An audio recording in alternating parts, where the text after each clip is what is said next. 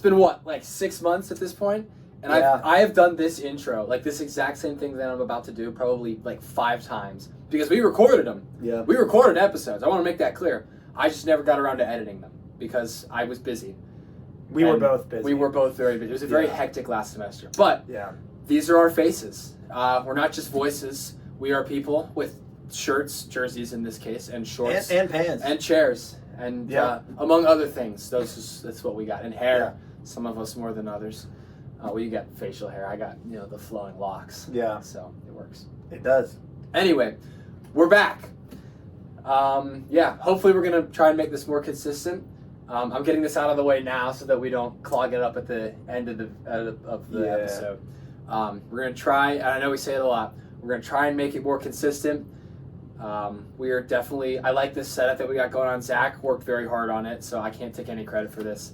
I just make the videos look pretty after, so I can take credit for that. But he set up the studio. I make it look pretty before he makes it look pretty after. Correct. This is the dynamic that we share. Exactly. But yeah, we're gonna try to be more consistent. This is ideally what we'll look like for the summer. We'll see what happens after that. Exactly. But in the meantime, hello and welcome back to the podcast. 2 Steelers fans in a pro football world. I'm Zach. And I am Dill. And we are here to bring you all of the news from the NFL and the UFL from a Pittsburgh Steelers fan's perspective. And man, it's been a long time since I've said that. Yeah. Does it feel good? It does. It does. I almost forgot. I thought I was going to forget some of it. And then I was like, oh no, it's just it's muscle memory. You had it all. But yeah, so like Dill said, this is our studio for right now. We might update a couple things, but this is pretty much, especially this back wall, is just how it's going to look for a while. He's very proud of his helmet. And yes. Everything back here is signed. Oh, yeah. Except for this. That's just Super Bowl rings, nothing too flashy. Exactly. That's a autograph picture by James Harrison of James Harrison in the 100-yard touchdown in Super Bowl 43. Exactly. We got autographed TJ Watt helmet, Cam Hayward picture, Andy Russell jersey. This one's also not autographed, but it's the Super Bowl tickets, so to go along with the rings. And then TJ Watt signed poster here. Yeah. And just plenty of other memorabilia. But a lot of TJ Watt autographs. We got to prove to you guys that we are the types of fans that we chalk ourselves up to be. We're fans. We're not casuals. We are fans. Yeah, we are diehard fans. That's why the Minka jersey is probably not doing me any favors, but I couldn't wear my good Pat Fryermuth jersey. That's my church-going jersey. So you get stuck with this one. I had to bust out Franco Harris for today, so, Which jersey did you wear for the playoff game? Oh, that's a good question. That was a long time ago. Oh, it was Wizard of Oz. Yeah. Color Rush. See, that's great. I wore my Color Rush Roethlisberger one. That's a good one. But that's actually where this episode's going to start, because we talked about we discussed in episodes that never came out. I might try and clip some of those in here. I don't know if that'll work, but if I can do that, I will. But we talked about the playoffs, especially the playoff loss, ad nauseum. We talked a lot about Coach Tomlin and what his future should look like. We talked about that a whole lot. And that is, I think, where I kind of want to start, because if you've been following this team, you know that a lot looks different. Yeah. Our wide receiver room looks different. Our quarterback room looks different. Our running back room looks different. Our defense has a couple... Why did I say it like that? I don't know. Our defense has a couple, ins and outs. There's been some removal, some addition. All in all, I think the defense looks pretty similar. But you have all these changes, and so, where a guy like Tomlin fits, I think, is the perfect place to start, because when you have a team undergoing these kind of changes and that you have the consistency behind your coaches and your coordinators, you would think that would do you favors. But we've seen this kind of turnover before. In particular, I'm going to point out the collapse of the Killer Bees when Le'Veon Bell held out in 2018. He never showed up. Antonio Brown got traded, which that is becoming very real over these past couple months. Yeah. The AB trade, and then, Roethlisberger retiring, which I know happened a couple years after. But there was this turnover, and we have thus far, it seems, been unable to rebuild, I guess, is kind of what I'm going. It's funny because the Steelers will never declare themselves in a rebuild. No. What is it? It's reloading is the term that they use? Yeah. But if you ask Steelers fans, some of them will be like, oh, it's fine, we're just rebuilding. but a majority of them are like, we don't even know what's happening anymore because it doesn't feel like a rebuild, but it looks like a rebuild. It feels, you know what? If you want my opinion, it feels like, I don't really know how to say it. It's like it's a transition. It's a transitional period for sure. That's the nice way to say it. I've heard some people say it looks like an identity crisis, which I think is almost more accurate in a lot of ways. You know, I've heard our offense described that way. Yeah. The defense, not so much. No. The defense's crisis is that it's really good when it doesn't necessarily. Well, that's a whole other thing. But like, the defense fails us when we need it. Yeah. So that's its own thing. And it's tough. I hesitate to. I mean, obviously, this is not what we're going to spend time on, but it does go into the playoff loss. It's hard to pin it all on the defense. I mean, there were a lot of problems in that playoff loss that were problems with the defense, but there was also plenty of times where the offense was about to get into a rhythm, and then whether it was Arthur Smith, whether it was Russell Wilson, whether it was Mike Tomlin, somebody just made a wrong decision and just threw everything out of the rails. And we used to be a team, especially under Ben Roethlisberger, where little things could happen, not just in a game, but in a season, and he could be the one to be like, guys, it's fine. We're good. Yeah. You know, this doesn't define us. You kind of reel everybody in. Exactly. Sort of he was the figurehead, the leader. Right. He would throw a pick, and fans would not get worried more often than not. Fans wouldn't get as worried because we're like, okay, well, even if the defense doesn't stop it, Ben's going to rebound. He's going to come back, and he's going to bring us back. You say that, but that takes me back to the days where the defense was the problem. Yeah. You remember the days of like 2017? No, I'm thinking of 16. Well, 2017. That's when we got back. I'm thinking of 2018. Yeah. Because remember we had that 3-game stretch where the defense just completely. There was the Denver game, and then there was that god awful Chargers game. Yeah. Although I will say something about that Chargers game. Here's a tangent off a tangent. But something about that Chargers game that I remember is it was an Al Michaels line. It was like, the best way to get rid of bad memories is to replace them with good ones. That is a surprisingly good life philosophy for a commentator. Anyway, the rest of that game was miserable. So there was that. Yeah. And it's funny because Al Michaels recently I've never disliked him. He's just gotten more annoying recently.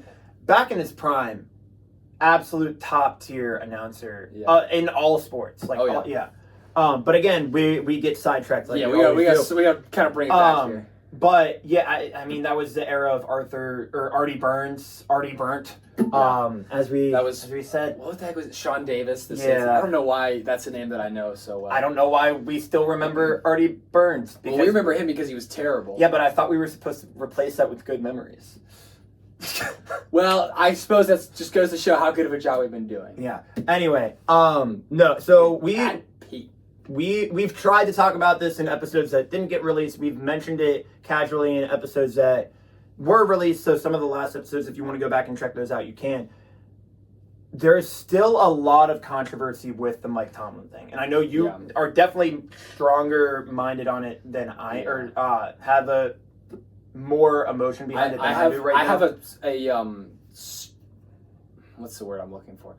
I have a much more cynical view, I think, than you do. I think that's what I'm aiming for. The more that I see everything, the more that I hear people's points about it, I'm starting to get to the point where I don't disagree. I don't think that Mike Tomlin leaving is the worst thing for the Steelers or for Mike Tomlin. I think it's probably actually beneficial for both of them. My issue is everybody said the same thing about Ben. Ben leaves. We're in quarterback turmoil for now 5 years. Mm-hmm. Antonio Brown leaves, and yes, we've had flashes of Smith-Schuster and George Pickens, but we still...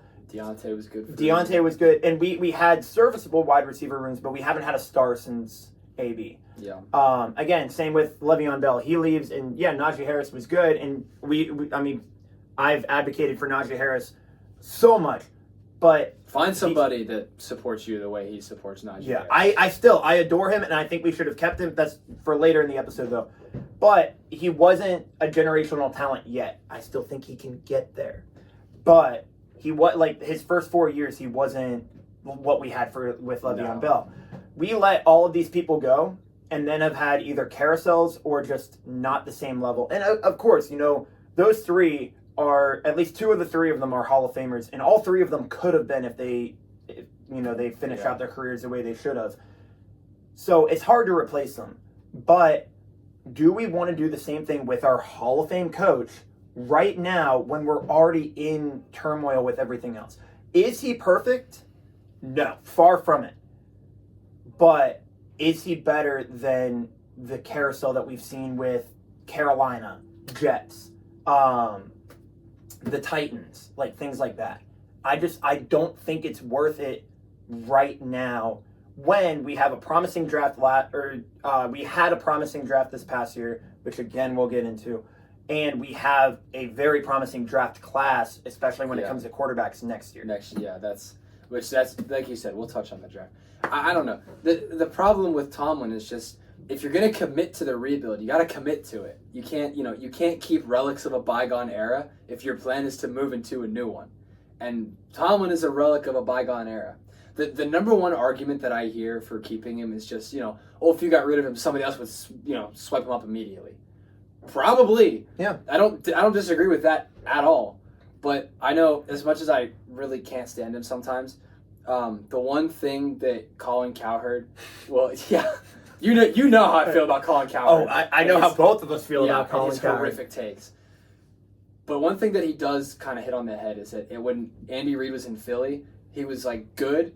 Then they moved on just because that was what was necessary for the team. And then obviously he went to Kansas City and he won championships. But Philly has also won championships since he left. Mm-hmm. But sometimes eras just gotta end. Yeah. And I don't after 17, 18, 20, 6 consecutive blowout playoff losses, you have to ask some questions. Yeah. And, would Tomlin be better off to go to, I can't necessarily think of a team right now. Send him to Cleveland. No. I wouldn't wish that on my worst enemy. Maybe Myles Garrett. Send him to Chicago.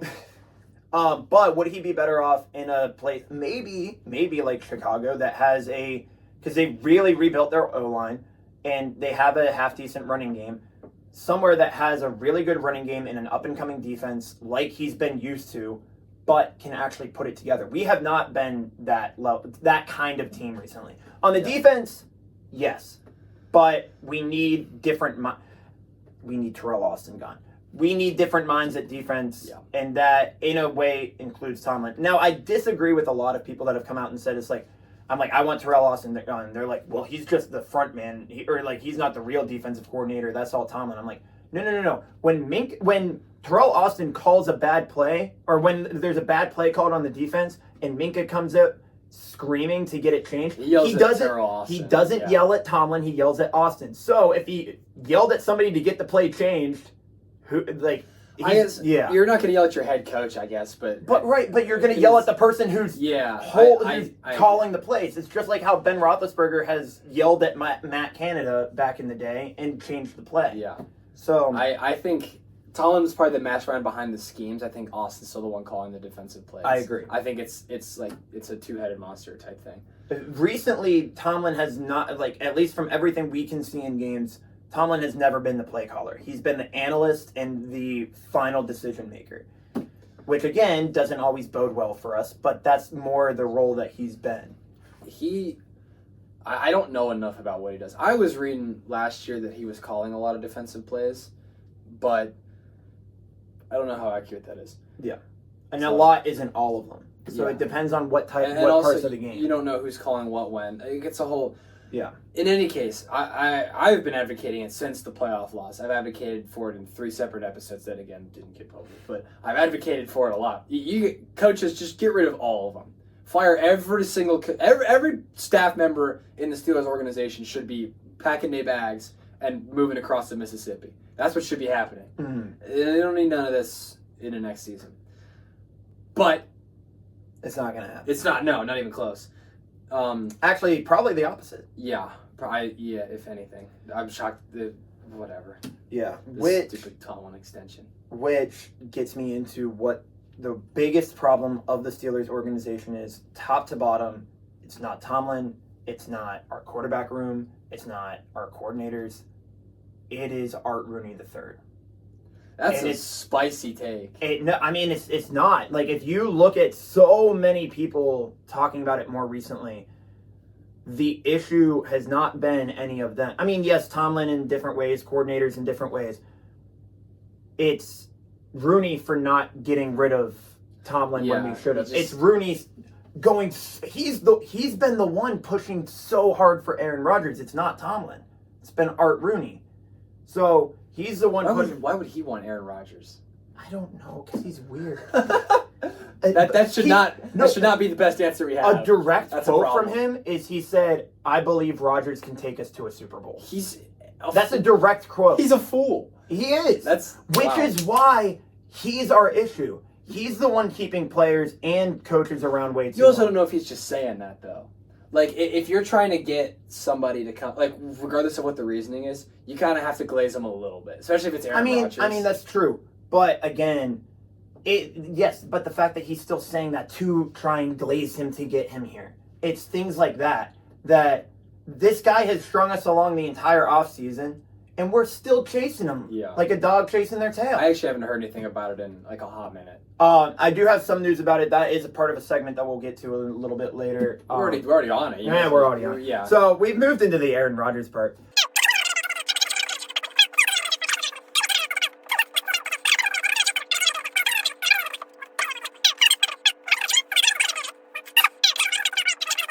The Steelers are actually much, much lower on his list now than originally thought.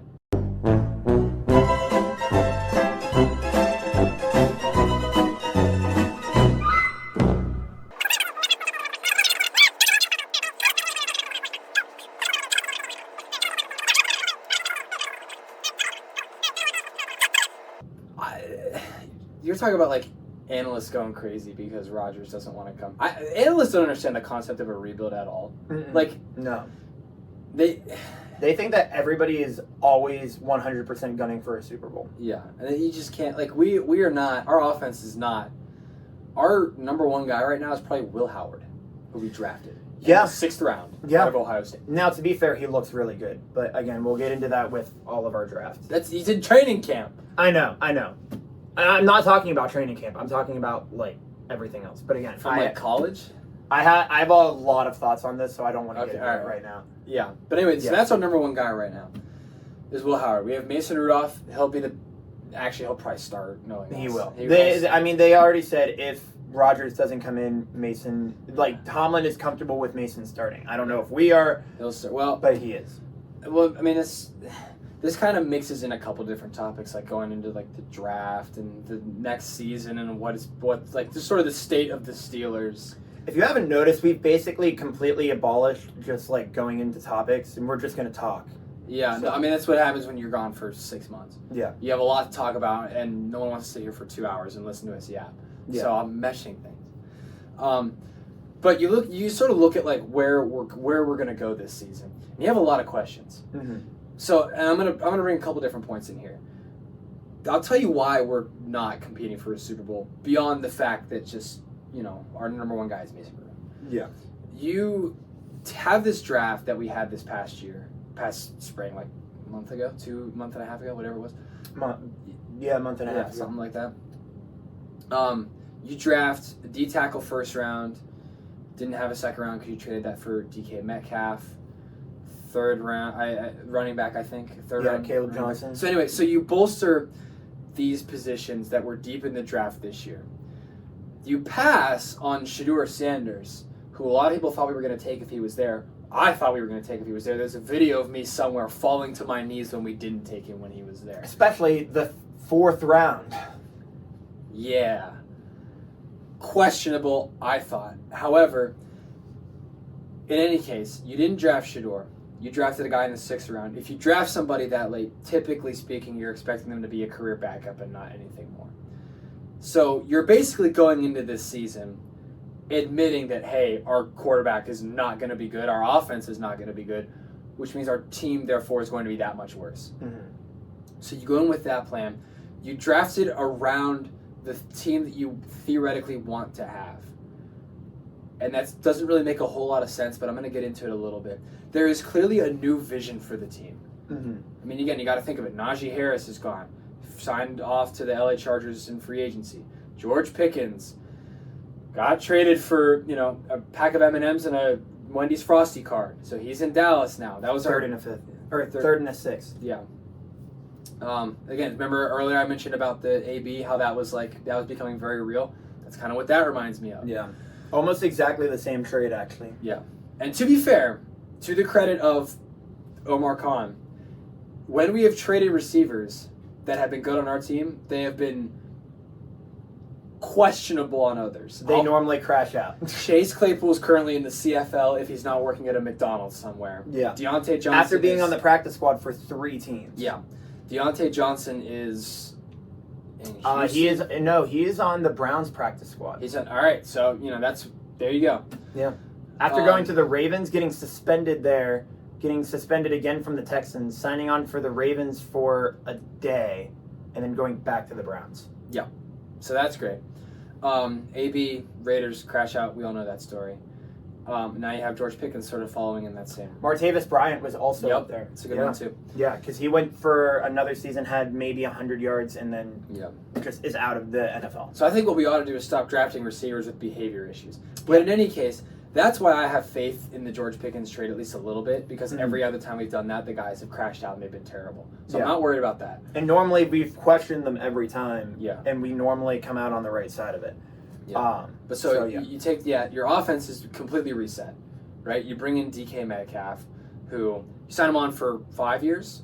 5 years, 3 or 5 150 years? million. Yeah. So 5 years. So that you lock down a number one guy. Like, that's what you do, which hasn't been talked about a lot because of our quarterback situation, which is fair. But you lock down a number one guy in DK Metcalf. For a long time. It's not even... So, that gives you a lot of time to rebuild that QB. And it's, our O-line is still getting work. Fatanu will be back. Pray to God Broderick Jones got his act together and is back to his rookie season form. Yeah. You've got James Daniels is gone, but that's what's a tough his name? one. Isaac Simalu. Simalu's still there. Zach Frazier at center was really good. So you're rebuilding this O-line. It should give it maybe a year or two, and it should be really good. Mm-hmm. They built the O-line like we did when we had Pouncey. Yeah. DeCastro, Villanueva. Yeah. We built it almost the exact same because we built it in 2 drafts in a veteran. Yep. And it looks really good. We haven't actually seen it on the field all together.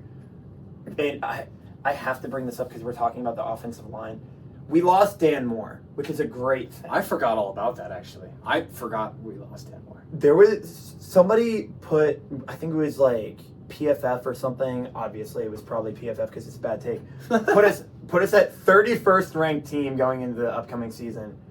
And they said a big loss in Dan Moore. 31st? Yeah, out of 32 teams. What? Yeah, I don't know why. It's got to be because of the quarterbacks. But they said that one of our biggest offseason losses was Dan Moore. Yeah, that's... And everybody in the comments goes, all right, you immediately had a bad take when you said a big loss was Dan Moore. Yeah, you have no credibility at that point. It's like as soon as I read that, I was like, I don't even need to read the rest. This is the same group of idiots. I saw on like ESPN or some stupid excuse my language. I saw a post that was like a bunch of analysts ranked edge rushers, and then like the players ranked edge rushers, and then ChatGPT ranked edge rushers. And for the players, it was like Myles Garrett was like 1, Watt was 2, and then you had whatever. The analysts had Watt at like 4. It was Myles Garrett, Micah Parsons, Nick Bosa, or Max Crosby. I think it was Nick Bosa. Max Crosby was like 7 or 8. And then ChatGPT had Watt at 1. So it's like, how is ChatGPT better at this than... And then some guy commented and he was like, yeah, well, that's because ChatGPT only understands the numbers. That's the only statistic that it uses, so that's why TJ Watt's number 1. Like, that's his point, which... So it's almost like you're going off of what happens in NFL games. I've got 8 different charts showing whatever. Anyway, I just had to bring that up, that ChatGPT was the only one smart enough to put TJ Watt at number 1. Well, at least the computer's got something right. Yeah, I don't know. Yeah. Anyway, the point that I'm trying to make, putting all that aside, is that there is definitely a vision for the team going forward. It's just not a vision that's going to come to fruition this year, probably not next year either. It might not be for another 3 years. Yeah. The reason that I say that is, and I brought this up to Zach actually during the draft, and he argued with me, but it's fine. When it was like, what was the plan going into this past draft? And it's like, okay, well, if he's there, you take Shador at, help me out, 21? Yes. 20 maybe? 21. Wherever, yeah, 21. We were 21. So you take Shador at 21. And then I started thinking like, well, we had this exact same, not exact, but a really, really similar situation with the Kenny Pickett class. It was him, it was Malik Willis, and the other... Will Levis was the year after. Desmond Ridder. Are you sure? I think Will Levis was the same year. Wasn't he a third rounder? No, he was a second rounder. He was the year... No, I'm pretty sure he's the same year as Kenny Pickett. Was he? I think so. All right, we will Google ourselves about that later, but that's what I'll put it on in post. But yeah. But so you had that. Desmond Ridder was also one though. Ooh, Desmond Ridder. You're welcome. Mm. Oh, and Sam Howell. I think that's what I'm thinking of. Sam Howell. Maybe it wasn't Will Levis. And Matt Corral, who is now in the UFL. Shout out UFL. Doing a good job in the UFL too. Yeah. Birmingham, right? Yeah. Anyway. So who the heck did I... Malik... So that's who it was. It was Malik Willis. It was Matt Corral and Malik... Yep, yeah, you're right. because Malik Willis was originally... It was between him and Kenny Pickett. Yep. We took Kenny Pickett, and then he fell to the second round. They third were round. third. They were both third rounders. That's right. He was supposed to go in the second round. Yeah. Any case, the point that I'm trying to make is you had that exact situation 3 years ago. And this is exactly what we had this year. You had Cam Ward, who was above and beyond everybody else, like way above and beyond. Shador, everybody else. Shador is like, he's an okay talent. He's not like, he's not Mahomes, he's not Lamar, he's not Josh Allen, he's not, any of these other like all-pro guys. And he supposedly has behavioral issues. Yeah, supposedly. They're not severe, but it's it is what it is. They retired his jersey. Colorado retired his jersey. He didn't even get... Anyway, I keep getting sidetracked. The point that I'm making is, if you looked at this draft and you didn't see any similarities to the last draft, you were insane. If you didn't see any similarities to the last draft and you chose to do the exact same thing, that's so much worse. So, by not taking a quarterback in this draft with mid-tier talent, you wait until next year, which should be loaded, and you think, if you don't really have a quarterback... I'm going to say something that a lot of Steelers fans are not going to like. I know you don't like it. You've heard me say it. If there was ever a year for a losing season, it is this year. Because you got guys like Arch Manning. Yeah. That's the only name I know off the top of my head. Drew Aller. That's the one. Drew Aller. I love that. There's one other guy. Oh, what's the guy from Clemson? I know who you're talking about. I can't remember. I can picture it, but I can't think of his name. Any case, this is just 3. There's more than that. But you have all those guys next year. It's about 8 guys deep is what I'm normally seeing on draft boards.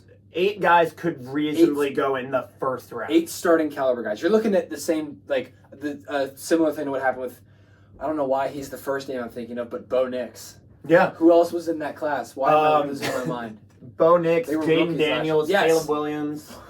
Yes. Michael Penix. Jaden Daniels. What am I doing? Bo Nix was still really good last year. Yeah, well, no, he was. I just don't know why that was the first. Drake May. Yeah, Drake May. Ooh. No, he's doing fine. He's just on New England, which sucks. Poor guy. Anyway, yeah. Hopefully he gets traded. Yeah, we'll take him. But any case, you have that draft coming up. If you anticipate having a bad year this year, you tank it, you get the high draft pick, you're right back where you were before, but you actually have upward trajectory to work with. So, I'm going to say it again. If there is a year to have a losing season, it is this year. Your pride cannot get in the way of building the future of your franchise. It cannot do that.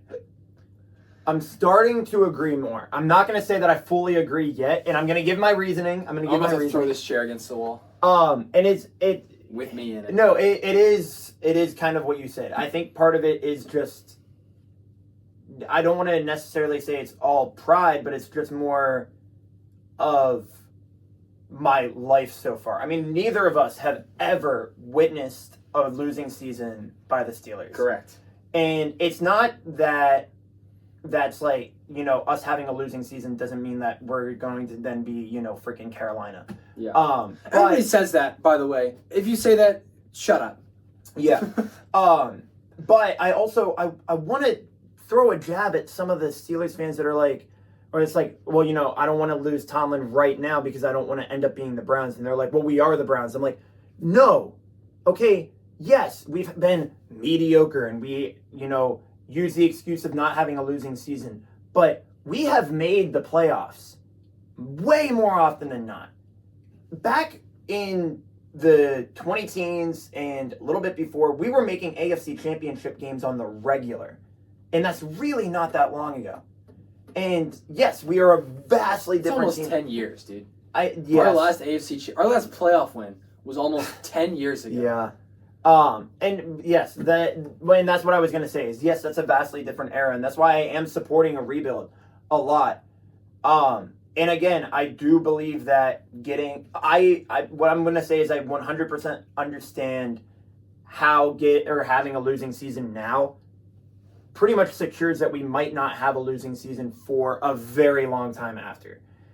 But my thought process is that there is a very realistic way that we can get a top quarterback and not tank. I just don't see it. I understand. So let me paint this. I mean, you also have to consider just how much teams overdraft quarterbacks as well. Yes. Now, but recently, even last year, not a lot of teams were. Atlanta was kind of. Well, no. Somebody hold me up. You said last year was the year that they drafted Michael Penix at like 12, or it was Bo Nix at 12, whatever he was. So, well, let me explain. This better be good. It wasn't that they overdrafted quarterbacks. It was that a lot of teams didn't have anybody. Broncos, their starting quarterback, if they didn't get Bo Nix, was going to be Jason Stidham. Okay. Yeah. That's not. I'm not talking about that. I'm talking about you keep bringing up Michael Penix. Atlanta had Kirk Cousins. They just paid him $16 grillion. That was going. That's an overdraft. No, that was going to be my. There was one team that overdrafted quarterbacks, and that was Atlanta. Who always drafted? Washington needed a guy. Their best guy was Sam Howell. Sam Howell. Chicago didn't even have before Caleb Williams. They guaranteed they were taking Caleb Williams. No, I know. I just can't remember who it was before. Yeah, I can't either. That's how bad it is. Because it was top three: Caleb, Daniels, May. Okay, there's three teams that needed it. Right. Then what came after that? And then it was. Was that Penix? Yes, it was Penix. Yeah. And then at 12 it was Bo Nix. Yeah. And I think there was one more guy in there, but he became a backup. J.J. McCarthy. Yes. But he blew up his knee. Yes, so. He became a backup. But again, everybody assumed they needed a quarterback, and then Sam Darnold decided to be a first-round pick. That was 7 years late. That's wild. But again, he got there eventually. But now he's in Seattle. Let's see if he keeps it up. But what I'm saying is, if you look, and I'm not going to try and not go through every team. You got to stop me if I start. But very few teams in the NFL really are going to be looking for franchise guys. The Jets are probably going to be one, unless Justin Fields pans out like Sam Darnold did. No, unlikely. Jets are where quarterbacks go to die. Yeah. Nobody in the AFC North besides us. Maybe Cleveland might be looking. Cleveland's always looking for. So Cleveland might. Whether they'll do it first round is questionable. They just signed 2 rookies. They also they signed Shador and Dylan Gabriel from Oregon. Yeah. Ooh. I keep doing that. I really hope you know what I'm referencing. They're a possibility. South only one is the Colts because they have Richardson, Daniel Jones. They're not going to draft a quarterback. Right, because it's going to be whoever wins that battle. As long as they do half decent, they're going to stick with them. Nobody else in the South, though. Because right. In the West, the only one is, again, the Raiders, but they also just signed Geno Smith to a big deal and signed a rookie. In the NFC West, no, not Seattle, not the Rams, not the Cardinals, because they're sticking with Kyler, and not the Niners, because they just paid Purdy. In the AFC North, they have NFC North. They have J.J. McCarthy. They have Jared Goff, who's definitely sticking in Detroit. Will stay around. Jordan Love will stay. Jordan Love and Caleb Williams. You have to imagine he'll stay through. The South. I would watch out for Minnesota and J.J. McCarthy. Maybe. It depends on how he does this I have one friend at school who is maybe the number one J.J. McCarthy hater. Like it's actually horrific. He was the kind of guy. he actually started like laughing when they drafted JJ McCarthy, and he talked so much smack, and then Sam Darnold whooped his ass, and he, was quiet after that. But he's a really huge JJ McCarthy hater. So I'm just saying, we don't know. Yeah. So, but yes, and there's a lot of them. Is like, if these rookies don't pay, because the Patriots with Drake May. If Drake May ends up being terrible, they might go somewhere else. I think that's different. But I say JJ McCarthy is. I agree with you. The only reason why it would be different is if he has another injury issue, then they would draft somebody because it's like that's too risky.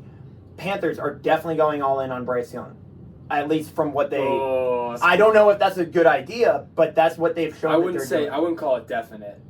I'd say it's certainly a possibility, but it's far from definite. The Saints might, but again, they also just drafted a rookie. They drafted like somebody in the third round. The second round, and it was Tyler Show. But that's not somebody you're starting. The Saints are in the same boat as us. Right. The Saints are the other big one though. And then Falcons are from everything they've said are riding with Penix. Yeah, you would hope. Yeah, and then Tampa Bay just paid Baker. Yeah, they have Baker still. But again, you look at the East. Oh yeah, and then the East. Well, hold on. Hurts and Prescott. What is his name? No, not Prescott. Daniels. They're locked. Prescott, maybe, depending on injuries. Prescott, I have heard that the Cowboys are a little fed up with Prescott. I mean, if I was Prescott, I would be fed up with the Cowboys. I think he's been in the league how long? 10 years? Yeah, 10 or 11. 12, yeah, something like that. So I would just say that's another maybe. I would look out for because I've also heard a lot of speculation. The Giants just picked up Jackson Dart, right, and they're starting him. Yeah, at least from what it sounds like. Unless he's then again it's the Giants, they'll let it ride for 2 years. Right. So what I'm saying is like you have us, you have maybe the Jets, you have the Cowboys, possibly. Really, the biggest ones are us and the Saints. Yes. But I mean, really, you go through that entire list of teams, try to name more than 6 that are really like even more than 50% likely to take a quarterback. It's very low. Now, this can very easily change as we get into the season, but so could our reasoning for tanking. Because every team that ends up tanking by the end always starts off trying. Because if you don't, you're stupid. We didn't mention Miami either. Miami's, unless Tua I know retires. They have Tua, but like if he keeps getting hurt. If he gets another concussion, then he might call it. Yeah. I actually had a dream the one day that Tua Tagovailoa. Why is that what you're dreaming about? I don't know, but I had a That's dream a problem. about it. You need to see a doctor. Are you sure you're not concussed? Probably. That's a problem. But anyway. All right. Again, in a very long-winded way, depending on how the season shakes out, there are a lot of teams that could, even though a lot of them are probably wrong, there's a lot of teams that believe that they could have a franchise guy right now. I think, I don't necessarily disagree, but again, I think you're severely underestimating the market of overdrafting. Yeah. Like if you take like a Carolina, or like maybe not Carolina, like I don't know, like Seattle. Raiders. Seattle. I don't know why I said Oakland, Las Vegas. Either or. You take these guys, they have like mediocre. Geno Smith is fine. Sam Darnold, like let's just assume that they're fine. Let's assume they're not like superstars. And like they have been at random seasons. Yeah. Let's say you stick them at like 7 or 8 where there's top guys. You think like, and then I'm not saying this will happen. I'm just saying hypothetically. You don't think the Raiders would take Arch Manning over Geno Smith? No, it's you don't definitely think they possible. would take Drew Aller over Geno Smith? This is my point. It's not just whether or not guys have, because you could be a franchise guy, but there are better franchise guys. Yeah. That's like, the Ravens still had Joe Flacco when they drafted Lamar. Lamar sat for 2 years. Sure. The Packers had Aaron Rodgers when they drafted Jordan Love. Aaron Rodgers took them to 2 NFC championship games. And the Packers had Brett Favre when they drafted Aaron Rodgers. Yeah, well, they do that. The Packers draft quarterbacks like nobody's business. But also, to your point, which is again a good point, the Chiefs had Alex Smith start when they took Patrick Mahomes. Yeah, Mahomes sat for what, 2? No, he sat for a year. He sat for 1 year. year. And that was the only year he hasn't been to the AFC Championship game in his career. I'm not like a huge Patrick Mahomes guy, but that stat just like floors me every time. It's kind of insane. I don't like him. Yeah, we're kind of separated on the Chiefs. No, we're not. Are we? Yeah. You like the Chiefs? I don't dislike the Chiefs. You're wrong. I really have nothing against them. They're annoying. They're this decade's version of the Patriots. And they are, but with the Patriots, the number one and really the only reason why I hated them was because they cheated. The second reason is because Tom Brady is overrated. But that's a whole different. That's probably my hot take. But I think that's just like your base hot take. yeah, I have said that before. Honestly, on like a couple. But yeah. Honestly, maybe my hot take at the end of it will be that I hate the Chiefs, or not that I don't hate hate the Chiefs. Yeah. But I'm not going to tell you if that will be it because it has to still be a surprise. Sure. Yeah. Yeah. We're getting sidetracked for the 80th It's not really getting sidetracked. I mean, it's, we're debating the vision of the future. Oh, yeah, no, that's we have of the future. We got sidetracked with the Chiefs. And it's just like the vision varies based on how many teams draft quarterbacks, how many teams want quarterbacks. And it sucks to be thinking about next year's draft already.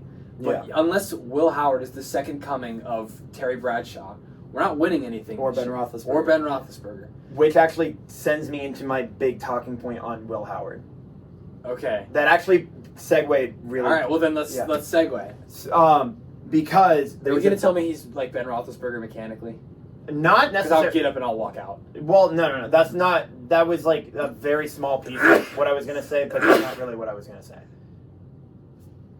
There was a very small piece of what I was going to say, but that wasn't.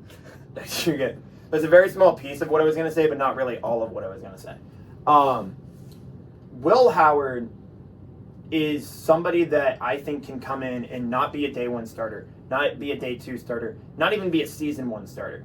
But I think he's somebody that we've really been missing in the NFL that was the basis of what great quarterbacks were made out of. And I'm not talking about mechanics, and I'm not even talking about the national championship. I'm talking about his view of the game and his work ethic. And I think that it become like in a way back when Ben Roethlisberger came out came into the league. When Ben Roethlisberger came out, back when Ben Roethlisberger came into the league, Joe Flacco, Peyton Manning, guys like that, and even a little bit after, the work ethic was just so over talked about that now when anybody brings it up, it's like, oh yeah, he has a great work ethic, but he could be like Walmart employee, it doesn't matter. It's definitely something you would say. Target. I would say that. But like again, Kurt Warner was the type of guy that had that level of work ethic and was literally stacking shelves at Walmart. Was he doing that? Yes, that's where he got drafted. He was an undrafted free agent and got picked up in a Walmart. That's really funny. Yes. And then won 2 Super Bowls. So, one with the Rams, he didn't win with the Cardinals. Went to the other one. Went to 3. Went to 3. One with the Cardinals. Yeah. Yeah, man. 1-2. Thanks, James. No, he went to 3. 1-1. Yeah, because he lost to the Patriots in the other one, right? Yes. Yeah.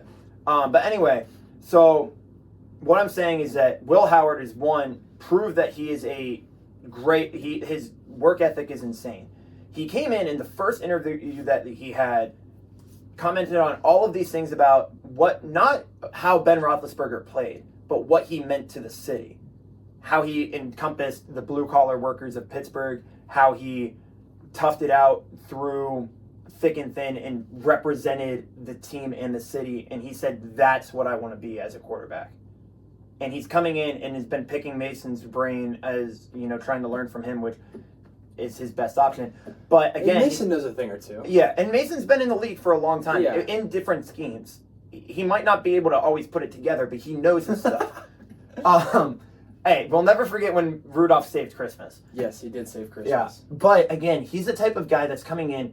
He knows the type of organization he's coming to. He's worked his tail off. He does know how to win championships. He won a national championship. Granted, he had a great team around him. But who's to say we're not building that in the next couple of years? Again, we could flop this year. We could tank.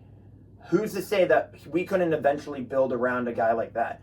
Even if we take a quarterback in the next draft, having a guy like that on our team for a long time is a great option, which is why even if he stays a backup, I'm very high on Will Howard. But I think irresponsible to get rid of all of the intangibles and something like that when he's like, when really the most successful quarterbacks in the league have been the hardest workers, the quietest guys, the guys that are going to go out and just show you instead of tell you. And like, again, I hate Tom Brady with a burning passion, but the guy's had some really good motivational stuff and honestly worked his tail off to go from a 6th round pick to a 7-time Super Bowl champion. Yeah. 6th round pick. What's the future? It's possible. It's more than possible. And so what I'm saying is, like, we have a guy that has the intangibles, and for the guy that we have, he's 100% in the right situation, at least in terms of the moral of what he wants to be. And the last thing I'm going to say about it is the last guy that I said this about, of like, I don't know how he plays on the field, but his character is the person that we want here, was Deshaun Elliott. And he turned out to be probably really our best player on defense this year, at least purely on the season. He was really good. So he's still here, right? He is. Yeah, we signed him for, I think, a 2 or 3 year deal, and I would not be shocked if he re-signed. That's good. Yeah. So, but that's just kind of my because I've been thinking about Will Howard a lot, and I think that all right, man. I'm just that's why if we in the middle of the season think that we might tank and put him in, that's why I'm almost thinking we could end up with an 8-9, 9-8, because I would love to see him come in when we're struggling and kind of be like a Duck Hodges, but actually finish well. And I doubt we're not going to go to the playoffs, even if middle, draft middle, stay middle. Again, I don't disagree with that, but I've also seen a lot of stuff about Drew Aller falling to the back 20 in the draft. Okay. Well, whoever you're seeing that from needs to be taken out back. Most drafts that I've seen him going. Who would they take? Arch Manning, probably. Yes, Arch Manning, number 1. I don't remember the other guys. It's Cade Klubnik. That's the Clemson guy. But still. But again, the draft is very far away. We have to see how every team does this year, not just us. But yeah. But at least it's in the Berg. Yeah. So it is. Yeah. I'm going to try and go. We're both Me going to too. try and go. Yeah. Hopefully we will be doing a live episode from the draft. We'll live stream it, yeah. Yeah. Which I think we have to find a way to make that happen. Oh, yeah. 100%. Our first episode was after the draft. So, yeah. To be continued. Exactly. Hey guys, this is Dill talking to you from Post.